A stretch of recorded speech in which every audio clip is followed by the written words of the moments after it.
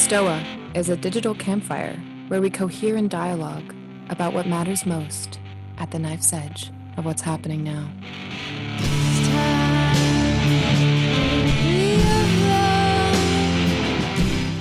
Welcome to the Stoa, everyone. I am Peter Lindbergh, the steward of the Stoa. The Stoa is a place for us to cohere and dialogue about what matters most at the knife's edge of this very moment. And for those of you who are new visiting the Stoa, we've been around for about 6 months. I don't know what we are, digital campfire. We have a wisdom gym where we have regular reoccurring events and a communal podcast. So instead of just a one-on-one interview with someone, the group, the collective intelligence of the Zoom room of the Stoa is leveraged to ask questions to our guest.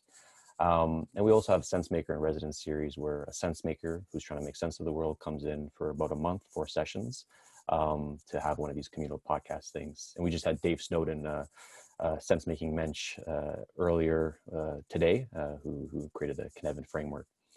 So today we're very lucky because we got Joe Norman at the Stoa. So our MC of today is going to introduce Joe in a moment, and that is Narayan Wong. Narayan is co-founder of a nonprofit in Toronto called Think Better, and he geeks out on system thinking, complexity, and applied rationality. So I'm going to tag Narayan in, and he's going to explain how today's going to go, and he's going to introduce Joe, and then we'll go from there. So Narayan, I will tag you in. Hi, everyone. So a couple of housekeeping items for how the format of today is going to work. So Joe Norman is here to share his knowledge and his wisdom. And today we're going to be going in an interview format. So I'm going to start off with a couple of warm-up questions just to sort of explore the topic on a more general basis. And if something comes up for you, feel free to type your question into the chat. And feel free to also specify if you'd like to read it out loud or if you want me to read it for you. I'm happy to read your questions as well. I'm not necessarily going to read them in the order that they come, but I'm going to try and facilitate a coherent conversation. And so feel free to also +1 each other's questions so that I can figure out what is alive with the audience. To go along with this will go on YouTube. So if you're not comfortable with that, feel free to turn off your camera, but this whole audio session will be recorded. So just an FYI from that. And yeah, so I'm super excited for today's session. I've been doing a little bit of complexity work recently. I'm currently hiring for a complexity analyst, so I'm really excited to hear what Joe has to say.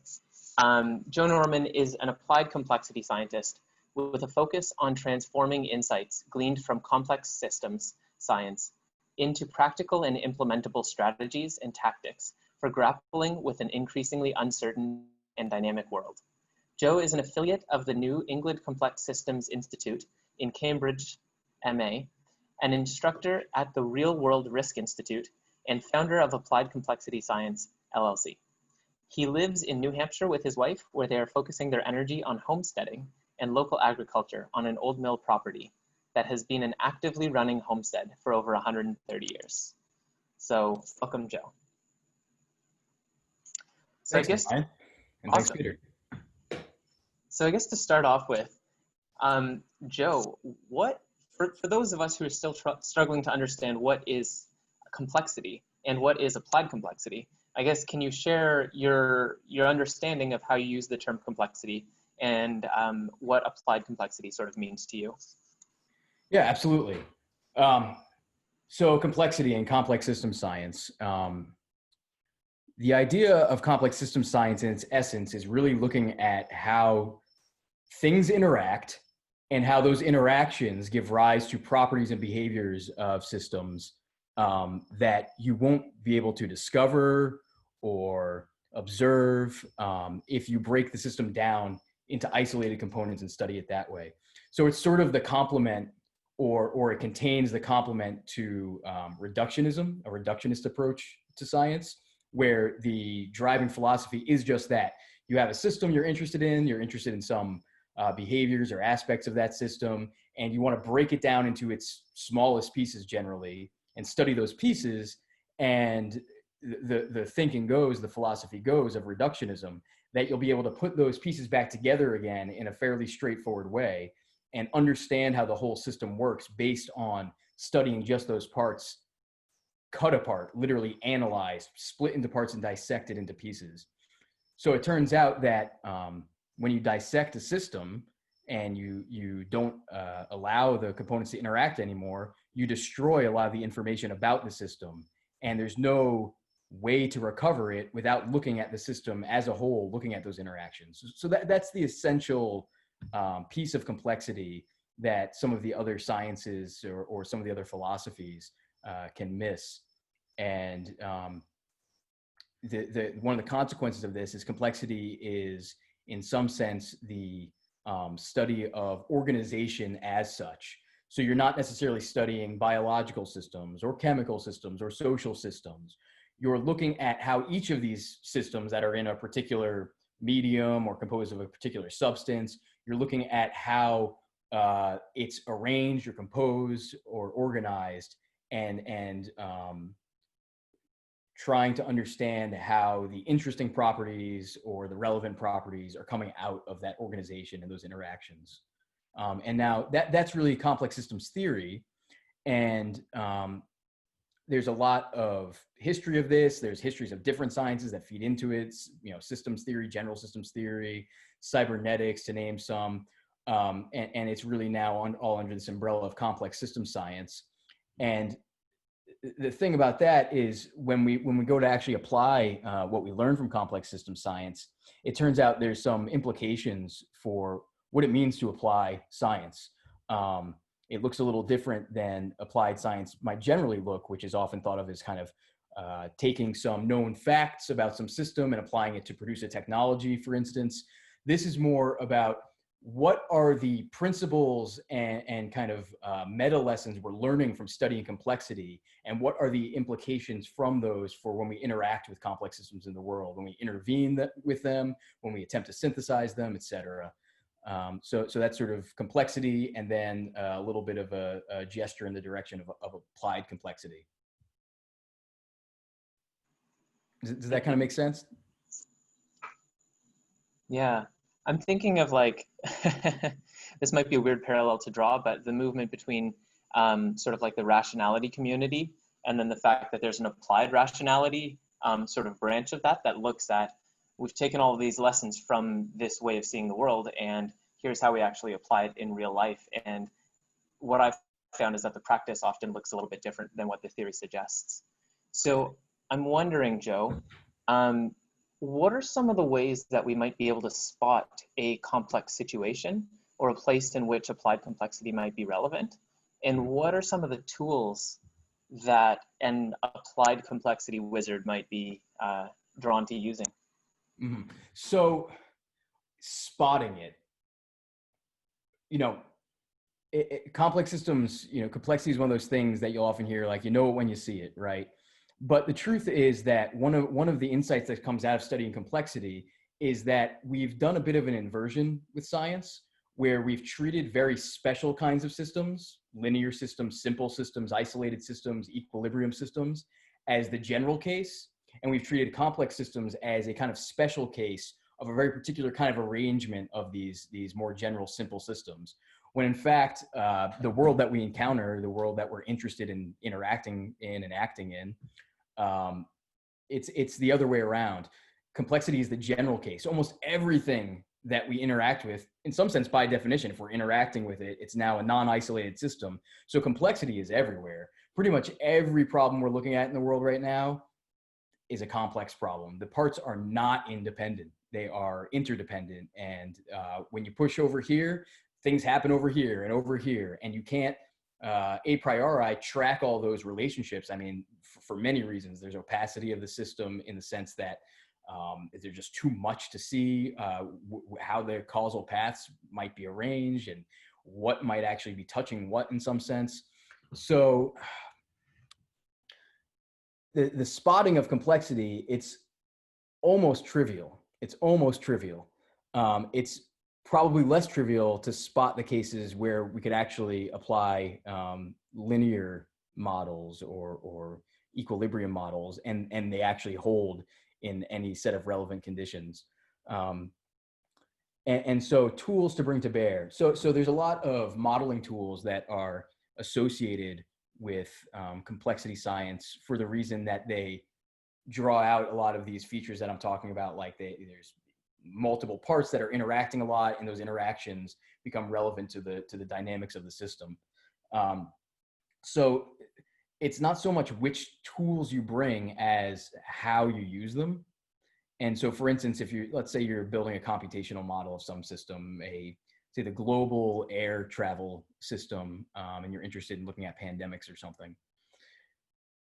The idea in applied complexity isn't necessarily to try to build a faithful model of the system and then use it to predict the future states, so much as to surface the assumptions that become very explicit as you build the model, and then to start probing and questioning those assumptions. Are these the right assumptions? Are they the wrong assumptions? If they're the right assumptions, then you might get something where you can do something like prediction or forecasting, but that's very rare. And most of the time you have in a complex system some incorrect assumptions, and spotting and finding those and finding the ones that are critical is exactly what we should be doing with models in practice. Now, of course, if you're doing theoretical work and you're working in the lab and you're not concerned with the real world, so to speak, then there's a lot of ways to go. But when you're applying these things, it's truly critical to question your own assumptions, and models help to surface those. So things like agent-based models are really helpful in doing that.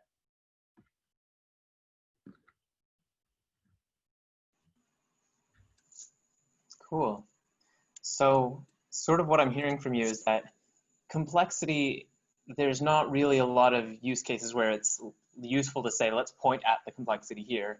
It's kind of like saying it's almost more rare to say this situation is actually not complex, and that's the more rare thing to spot. And in terms of things in general are not isolated. Things in general are touching. They're part of the world. Interconnected, yeah. And I think you're just mentioning that one of the things that one might do is, rather than trying to build a model to predict, what you'd want to do is actually look at the underlying assumptions that you're using to build the model. And that's where the interest lies. So at this point, I'd like to welcome other people to start dropping in more questions into the chat, whatever's been coming up for you. And I think I've got one other question for you, Joe, which is, I'm wondering if you can give us an example of some of the work that you've done. Like, what is a complex problem that you've actually worked on, and what would be sort of like the wrong approach, and then contrast that to the approach that you actually took, and sort of why is applied complexity the right approach for this? Mm-hmm. So, I mean, recent example is the coronavirus issue.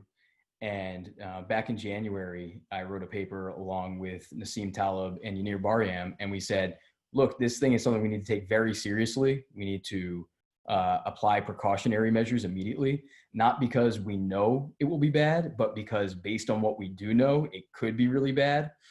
So what are the assumptions we were working with there that were counter to some other assumptions? Well, one is that the dynamics are multiplicative, meaning one person gets sick, they get more than one person sick, more than one person sick. We all are probably familiar by now with this R naught idea.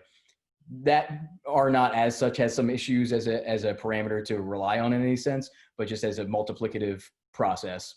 And two, our assumption is the world is very, very closely interconnected. So we are living in a small world in the most extreme way.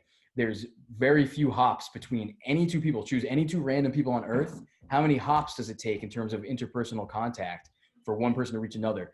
Very few. No one knows the true answer, but I mean, we're talking like a handful, maybe max, 5, 4, very few hops. So everyone's very close in topological space. And it is this topology combined with multiplicative dynamics that puts no upper bound on a spread of a contagious disease like that. And so we pointed to that. We said, this is exactly a scenario where you take precaution. And so there's other things you can do for disease. Those things can be, vaccine development and therapeutics, and all of those are good things. But they're fundamentally the wrong scale to begin on. The right scale to begin on is to first kind of, in a sense, and I'm not implying lockdowns, but freeze in place in the sense of cut all non-essential travel. This is not a permanent thing. It's an adaptive decoupling. Gain some, it's really like an OODA loop almost, if you're familiar with that idea. Orient to the issue, start to become more sensitive, put resources into sensitizing yourself. Where is this thing? Where is it not? And, you might have heard this idea of like a green zone, red zone strategy. Start implementing these spatial strategies where you start clearing zones and then you expand the zones in which you're clearing. Obviously, at least here in the US, we didn't take this strategy at all. And that's why we're still dealing with this thing. So I'm not going to say that we dealt with this successfully, because clearly we're still dealing with this problem. But I think our approach to the way we're thinking about this shows that there's actually a few very, call them simple, underlying details of the system. And let's just first pay attention to those and attack those. And then let's get the other things in. Let's do vaccines. Let's do testing. Let's do contact tracing. All of those things should come after. Prior to that, so another example, little different setting, is a few years ago I went down and did a fellowship with the U.S. Special Operations Command, and they were having issues with, frankly, understanding themselves. They knew that they were very successful in certain contexts, and they were perceived that way as well. And in government, it's all about fighting for money. So all of these different fiefdoms are just fighting for the same dollars. And so they were trying to figure out kind of how they make their case for their dollars, frankly. And in making that case, articulating their unique value and what they do. So interestingly, because they were successful in some sense, and they were being perceived as successful, the dollars were flowing to them already. And they found that they were starting to have more problems after the dollars started to flow. And so what was happening? Well, it turns out that what was happening was, as they were getting more capital, more monetary resources, they were bureaucratizing. And that bureaucratizing was making them more uniform across their approaches, their teams, their operations, how they operated. And the piece that they were missing was that the standardization that they were kind of going through was actually removing their value, and their value was actually maintaining independence among individuals, among teams, among approaches and operations. And so they were actually, their success was undercutting their value. So we did a study with them and drew that out, and hopefully convinced them, or at least some of them, that, fight for your money, sure, but you need to maintain independence among these units. The tendency is for things to become bureaucratic and centralized, and for that independence to break down. And if you're dealing with the fine-grained complexity that special operations are dealing with, then that's actually a hindrance, not a help. So that's another example of where we applied some systems thinking to a problem. Thanks. That really helps ground me out. Jacob Spence has a question. Would you like to read that out loud, Jacob? Sure. I was curious if in your history of coming about to complexity as a thing that you study and apply, if this had sort of always piqued your interest and it just grew and developed, or if you had any sort of turning point where you were all about applying like the latest linear equilibrium models, and then you're like, oh, it had a seeing the light moment and frame shift. Actually, I've benefited from the fact that my father worked in complex systems. He's actually a pioneer in complex systems engineering. And the truth is that the earliest memory I have of having an aha moment was sitting on the toilet, and I picked up a book that was sitting there, Sink by Stephen Strogatz, and started reading on it. And that's when it first started clicking to me. You know, he's talking about fireflies and distributed self-organizing emergent patterns of their synchronization. And that's when complexity started clicking for me, truly. And I'd say the other experience I had when I was younger was through music. And I think that most musicians will find complexity pretty natural in that music is almost purely relational. So for instance, when you play a chord, say on a piano, you're playing more than one note, right? And the quality that arises from a chord is not like individual notes added together. It's something new that none of the notes themselves possess. There's no quality of harmony in a single note. And moreover, things like major and minor chords can be constructed from sort of a infinite set of different unique notes, but they retain some quality among them because of that relation between them. So I think as well, music kind of primed me to see that way. And I let's see, then in undergrad, I started getting interested in cognitive science and philosophy of mind. And once again, it became imminently clear that the folks who were bringing clarity to the situation were always invoking relational issues. So you have things like affordances as percepts. So affordances come from J.J. Gibson, where he talks about perception as perceiving opportunities for action. So opportunities for action for who? For the agent. Well, what's an opportunity for action? Well, it depends on, for instance, the shape of your body, the anatomy of your body. Like, what do you see when you see a branch? Well, it's kind of graspable and I can hang on it. These are not something that's in the branch. These are not something that's in the body. These are something that's relational between these things. So that was another kind of set of experiences that started to reinforce that idea that really it's in the interaction and the relation between all these parts that the things that I'm interested in exist. And I've just kind of continued on a continuous path towards complexity. There was never, besides the toilet moment with Stephen Strogatz, there was never really a single turning point that I could point to.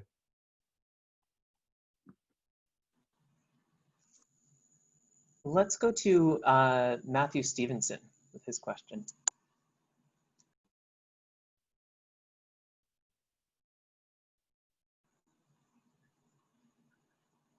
Oh, I will read it for you.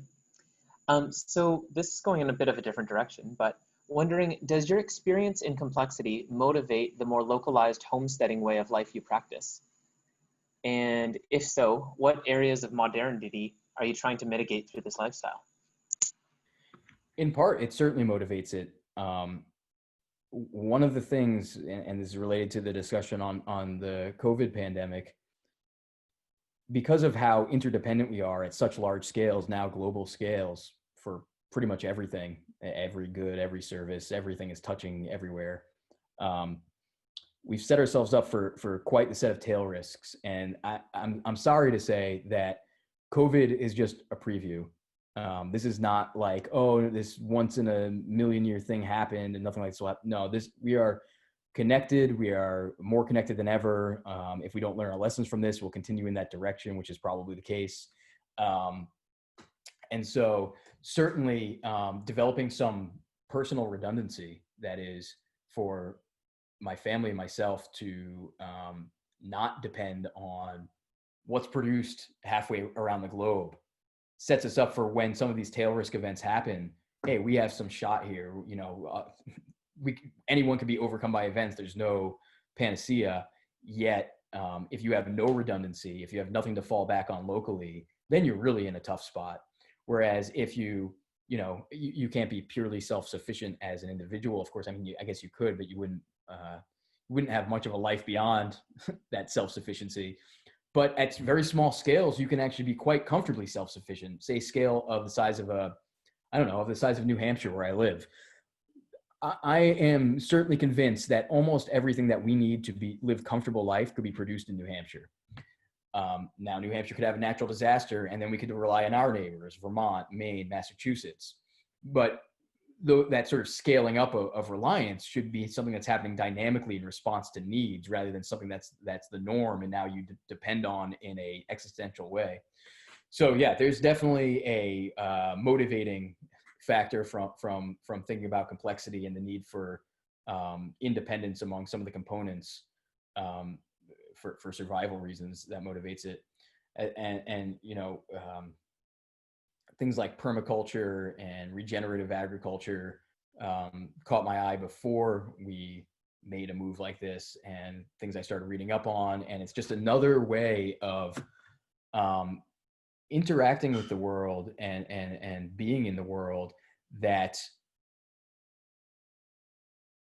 seems to not be at odds with the natural cycle of things and the natural tendencies of the world. Whereas the way we've industrialized things and tried our best and failed in most cases to build a mechanical vision of the world at scale.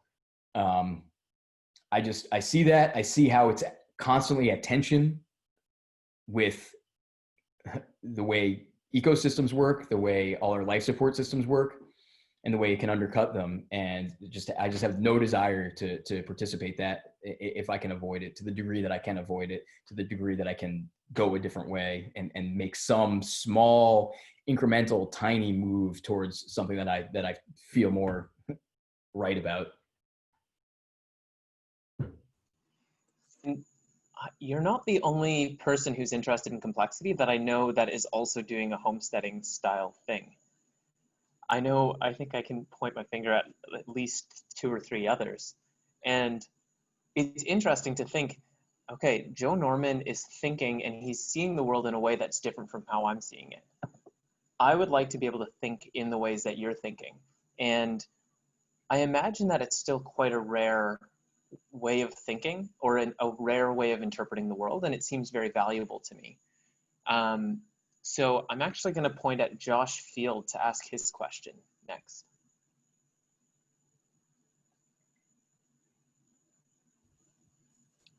Hey, my question is just should complex systems thinking be taught and included in school curriculums? And what are some core principles and concepts that are necessary for children to grasp with regards to complexity? So if I were running a course, or if I were running a school, I would certainly teach it, but I wouldn't project that on any system at scale that people should teach this or should teach that. I would actually let them figure that out. That's sort of part of my philosophy of life is I'll only push things at a scale that couldn't succeed if they were not at that scale, right? So, it's tempting to say, yeah, everyone should learn it, but it's too important to me to have independence among those kinds of decisions. So no, I would not project that in any global sense that people should learn that. But I would do it personally. And core concepts. So the core concepts that really come up over and over are, I think having an understanding of what is meant by reductionism. What do we really mean when we say that someone is applying reductionism to some system? Then once you kind of grasp that, you can see the complement more easily. You can see, okay, if that's what this is, then what is the other thing? One of the examples I really like for talking about reductionism and the failure of reductionism is, if you know this geometric idea of a Mobius strip, which is like kind of take a strip of paper and almost like you're going to put the strip of paper in a loop, but you spin it 180 degrees, you kind of twist it halfway and connect it back to itself. And the thing that produces geometrically, sort of just in mathematical abstract space, is an object that's one-sided. So the piece of paper we feel is kind of two-sided. There's this side of the paper and there's that side of the paper. But when you have a Mobius strip, you actually, if you, for instance, put a pencil on it and started drawing on the surface, there would be no other side to draw a line on. You'd get kind of the both sides of that paper without ever lifting your pencil off, right?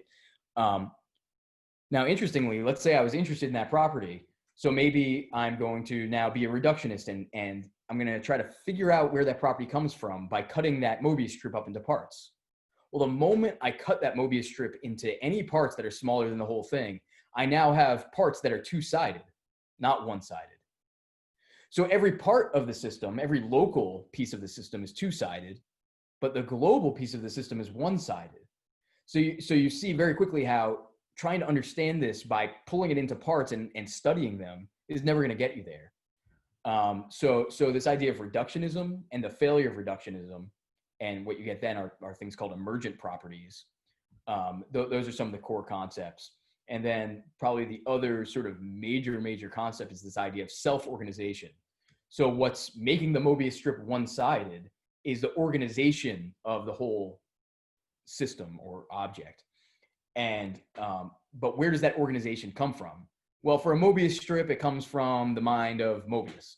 But for many things in the world where we're looking at properties that are arising from the organization of the system, there is no external agent who's constructing the system, taking the pieces and putting them into their right places.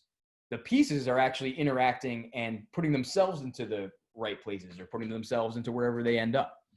And so this idea of self-organization, of organization that arises spontaneously, that's not dictated by a planner or a constructor or however you want to call it, that's sort of the other major theme that I would hit on if I were trying to teach people about just the core concepts of complexity.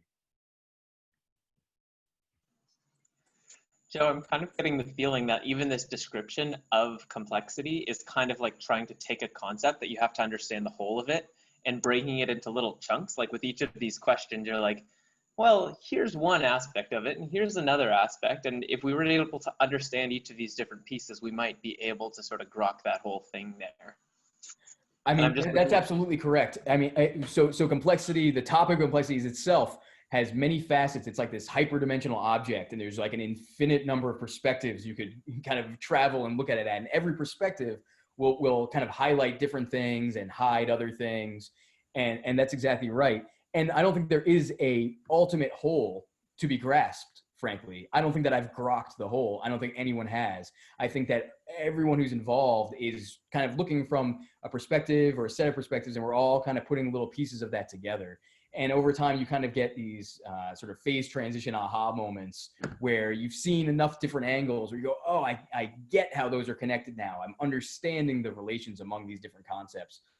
But there's always like, it's like kind of like spiraling outwards. You kind of travel around and see the perspective again, and you're always kind of backing up a little further and kind of seeing a little more and getting the bigger picture. But I don't think there's an end to that process. I mean, for me, studying complexity has been the ultimate humility inducer. It's like the moment you think that you've kind of understand things, like, no, you don't. There's more subtleties. There's more to go. Awesome. And I think this totally fits in with Kevin's question as well. So Kevin Deland, do you want to read out your question? Sure. Awesome. Hey, Joe. Great. I love this so far. So complexity is by its nature nonlinear, has many moving parts, etc. But many of our current methods of communicating, thinking, and understanding are limited by their linearity. How do you see the role of new computer-based mediums in communicating ideas of complexity to the general public? Some examples might be simulations, video games, interactives, explorable explanations, etc. And some of these can be especially useful for communicating the concepts you mentioned, like emergent properties and self-organization. So that, and do you see any examples, or have you experienced any examples that you find particularly promising? Interesting. So for one, I'm not sure that I buy into the assumption that all our ways of communicating are linear. Sure. I mean, I think that we're involved in highly nonlinear interactions all the time, every time we speak to one another. So that's one thing I'd say. With respect to technology and kind of communicating these ideas, well, I'll put a plug in for myself here. I'm actually starting up an online course. I'm going to run the first session this fall, actually starting next week. I'm going to run it synchronous, kind of like this Stoa meeting, because I really think, as we're doing right now, the MOOC kind of prepackaged video courses, they're good, and I use them for things, and not trying to hate on them or anything, but they lack something really essential, and that is that as we're able to kind of interact and communicate, we are able to surface things and kind of get to the point in a way that you can't with a sort of a one-directional communication, like a posted video or something. So I'm going to run that course, and my plan is to run more of those sessions and more courses, some more in-depth technical courses as well in the future. So if anyone is interested in that, please do check that out. And other than that, I mean, I think that for all of its ills and everything that maybe negative you can point to, the advent of social media, really this development, moving beyond broadcast media into this two-way communication, and everyone is kind of a broadcaster and a receiver, I think is really something really important for us to evolve to as a species. And right now, I think that we're experiencing a lot of the instabilities that it's inducing. But those instabilities are a consequence of moving out of the previous stabilities of broadcast media, and broadcast media is inherently unnatural. I mean, when you imagine, where do we come from? We don't come from a history where there's large-scale broadcast media. There's no way to kind of centralize a message and kind of force coherence on a mass population. That was a very brief moment in history, in fact, that was a thing, and now it's over again. It's ending. We're transitioning out of it. So I think social media is a huge gain in starting to communicate some of these ideas and other ideas, and figuring out who we are and what we're about and what we're trying to do. Hopefully we can kind of pass through some of the strife that we're experiencing as we destabilize and restabilize on something hopefully not horrific, frankly, but we'll see. And as far as games and simulations, I'm certain that they could be helpful for some folks to kind of gain intuition around some of the concepts and ideas, and maybe it's something worth pursuing, but it's not where I've naturally gone towards. But I could imagine it could be really cool to have some games that really highlight some of these ideas. We're going to go to Dan Feldman next, getting lots of +1s. Hi. My question is, as the world is inherently interconnected and interrelated, and at least to me, obviously complex, I also studied complexity when I was studying electrical engineering. How has the education system and the dominant meta-narrative kept most of humanity unable to see the complexity? And then I add in a little addendum here. I think that an argument, I lived for 10 years in China, so I have, that's a little bit of background here. I think that an argument could be made that Taoism and Buddhism and their non-dualistic mindsets, together with the Chinese pictographs, have enabled them to avoid reductionism far more easily. So I don't feel I can speak to what exactly the education system has done that's prevented people from kind of seeing things in a certain way. But I do think there's something to what you're saying with respect to sort of Eastern philosophies and ways of understanding are much more naturally inclined to see kind of the holism and the way in which reductionism doesn't yield all of the answers. Once again, this is sort of the second question around the education system, and I feel fundamentally incapable of making recommendations or comments on large-scale educational approaches. I mean, for one thing, people are unique. I think we fail in that we don't apply enough apprenticeship type models to pretty much anything.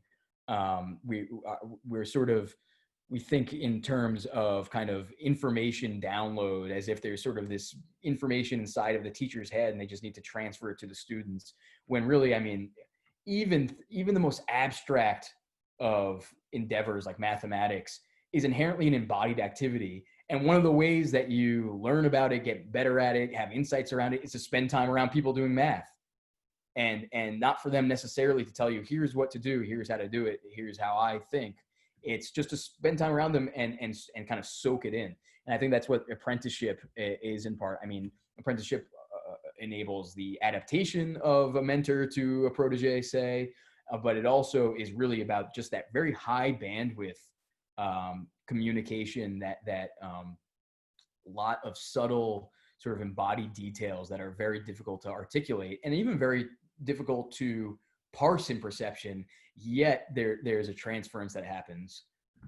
So yeah, I can't speak much to the pictographs and the sort of Chinese influences that allow them to see that, but I definitely have more than I have an understanding of why that's the case. I have noticed that is the case, and I've also noticed it with folks from India, that there's a lot of Indians who sort of inherently say, oh yeah, of course, like I get that, like that makes sense to me, whereas people from Western cultures not as much, or there's more unlearning that needs to happen. It seems to be a lot of mental models that are actually getting in the way that need to be unlearned.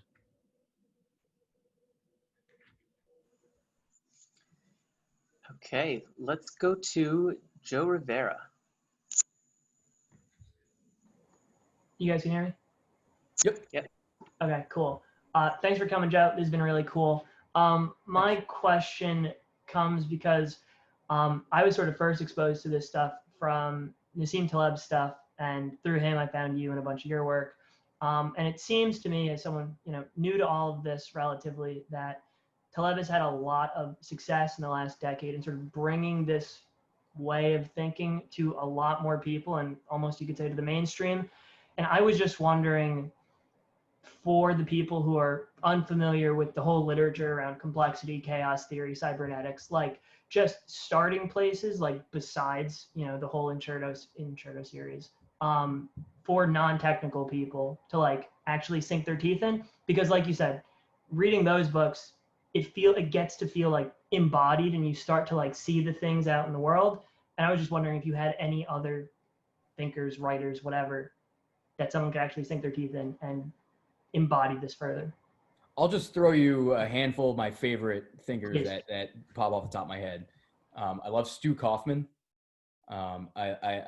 His idea of the adjacent possible and thinking about evolution as this sort of non-ergodic stepping into new possibility space all the time, and along with many of his other thoughts, autocatalytic sets as sort of the foundation of life. So Stu Kaufman is a great person to look into. Chris Alexander, who is an architect and who sees that the way in modern times that we construct buildings, that we design and construct buildings, is fundamentally different than the way it's been done historically.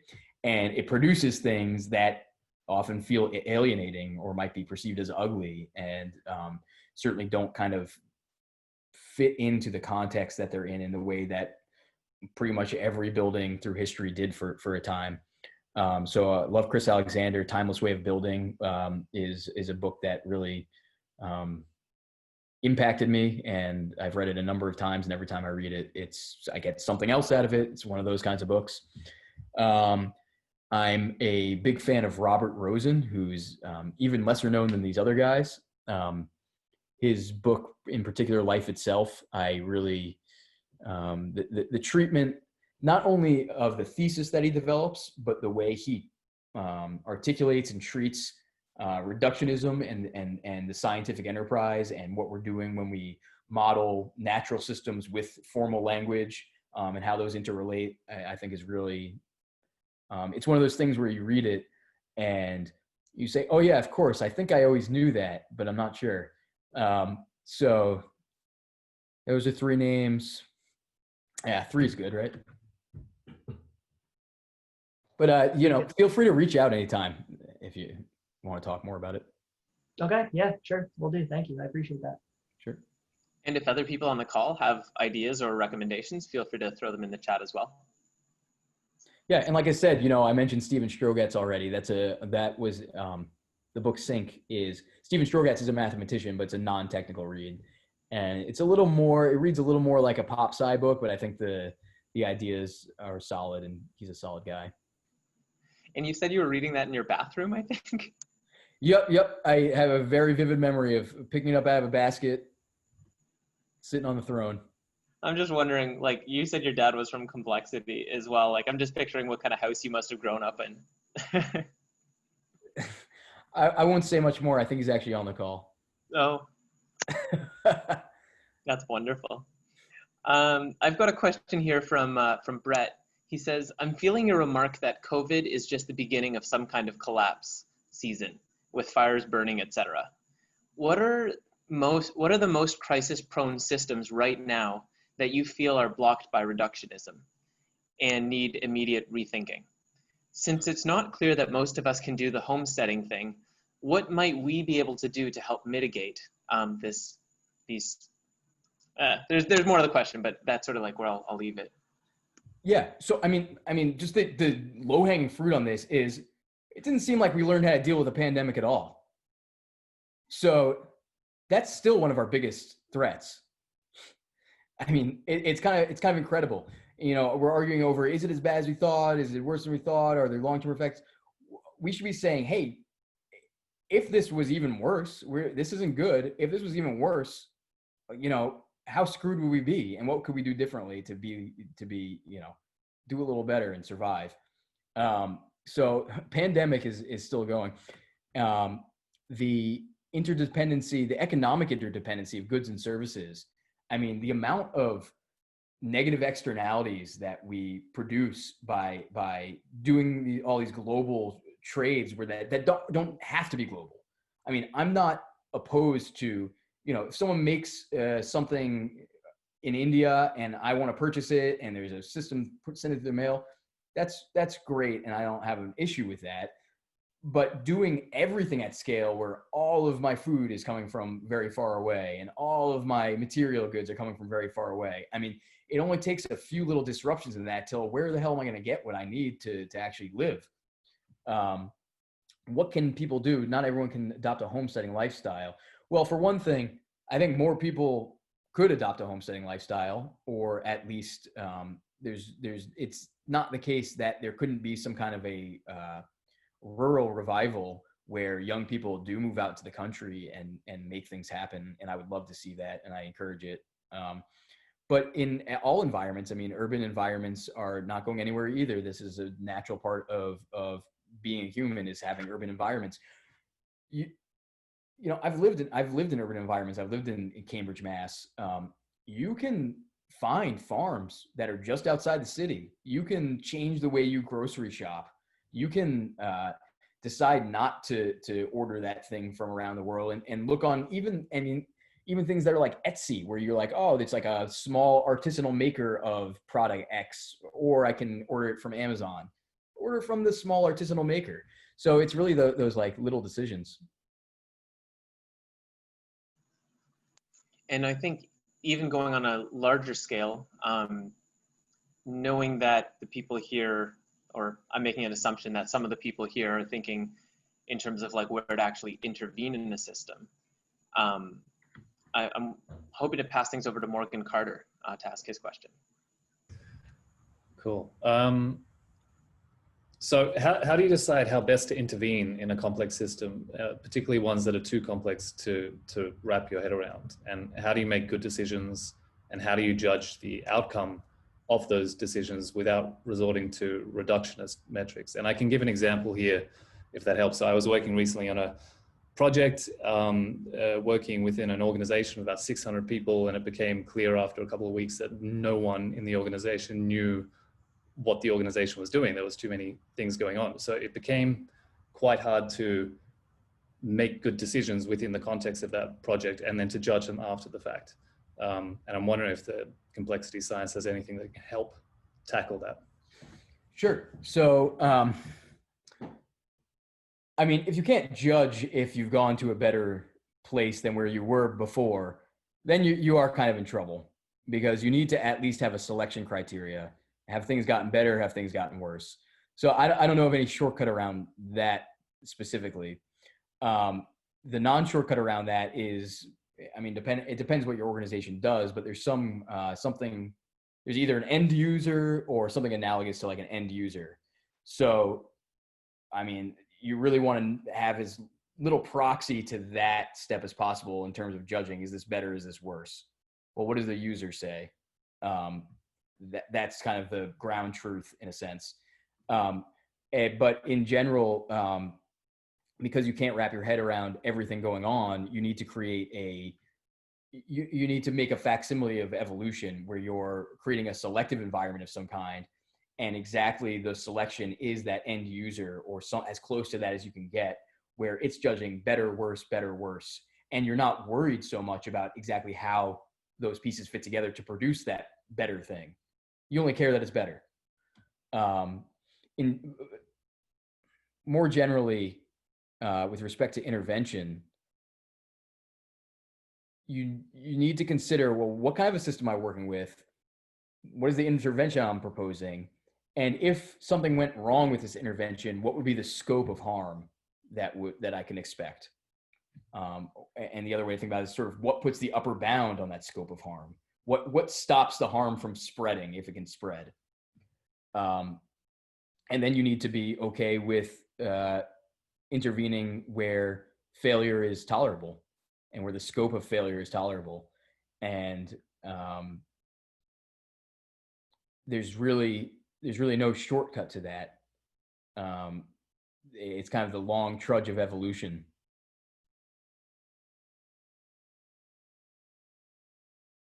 So I mean, intervening is always some kind of an uncertainty injection. There's just that's basically what I found. I was hoping there was some shortcut, but guess not. It's rather than hoping there's a shortcut, it's making decisions understanding there's not, and thinking in terms of how do I, like I said, how do I select and how do I fail? And which kind of failures can I tolerate and which kind of failures can I not?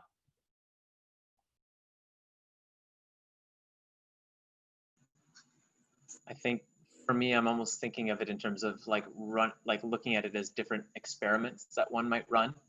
Like if I poke the system in this way, what happens? Am I allowed to poke it this way? Am I worried if I poke it this way? What sort of comes up, and what does this tell me about the thing that I'm looking at in terms of its emergent behaviors? Right. I mean, yeah, with a complex system, there's no way to learn about it without perturbing it, without poking it and seeing what happens. So that's why I say, you need to think about the failure mode, and like, if I poked it here and, something started spreading from there, is that bad? Does that hurt things? Can I tolerate it? If it keeps spreading, is there anything to stop it spreading if it does? And the other thing that I'll say, and this is really from Nassim Taleb, is